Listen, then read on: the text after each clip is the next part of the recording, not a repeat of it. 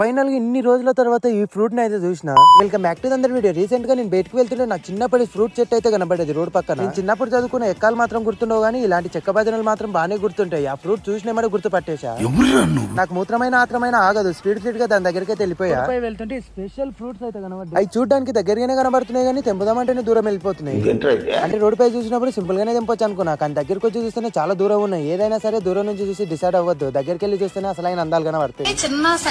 నేను ఎంత ట్రై చేసినా దొరకపోయేసరికి మా తమ్ముడు హెల్ప్ అయితే తీసుకున్నా. నైస్ గా బాహుబలిలో హీరోలాగా మణిబంధం బహిర్ముఖం అని చేతిలో చేసి చెట్టు మొక్కను ఉంచిన. మణిబంధం బహిర్ముఖం అలా కూడా అందకపోయేసరికి కొంచెం దిగి తెంపుతున్నాడు. కింద పడుతూ అనే భయంతో అంగైతే పట్టుకున్నా. నైస్ గా కాసేపు కష్టపడ్డాక కొన్ని పనులు అయితే దొరికినాయి. ఇవి మా సైడ్ బంక పనులు అంటారు, మీ సైడ్ ఏమంటారో కామెంట్ చేయండి. ఇక దీన్ని నేను లాగతా ఉంటే సాగతా ఉంది. ఇది గాన తింటే నోరు మొత్తం బంక. దీనైతే తినలేదు, ఎందుకంటే చెట్టు చుట్టుపక్కల మొత్తం చెత్తనే ఉంది. కింద కూడా బ్యాడ్ వాటర్ ఫ్లో అవుతుంది. ఇక నా ఫ్రూట్స్ తింటే ఆరోగ్యం బాగుతుంది, కానీ నేను ఈ ఫ్రూట్ తిన్నానంటే నా ఆరోగ్యం పాడవుతుంది. ఇది కరెక్ట్ గా చెప్పేవాడు. అలా వీడియోని చూసి వెళ్ళిపోకుండా లైక్ చేసి సబ్స్క్రైబ్ చేసుకోవచ్చు కదా. ఉంటా మరి, లవ్ యూ, బాయ్.